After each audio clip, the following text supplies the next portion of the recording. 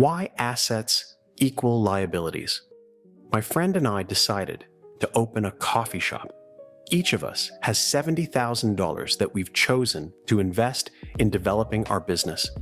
These funds form the company's initial capital, known as equity capital. With this money, we purchase a coffee shop with all its equipment.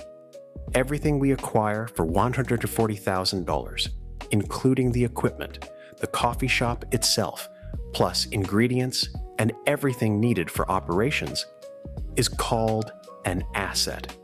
Throughout the entire year, we worked diligently and generated revenue of $84,000. Seems decent, right? However, revenue doesn't show what expenses we incurred during the year. Let's say, in our example, expenses totaled $56,000.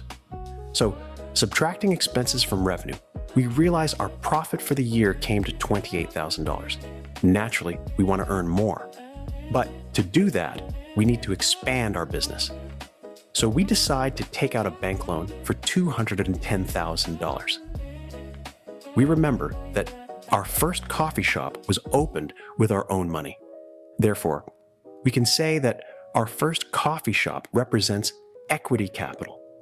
But our second coffee shop was opened with borrowed money.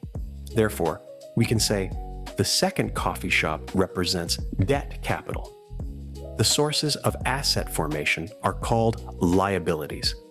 In this example, the liabilities consist of the founder's funds and the loan.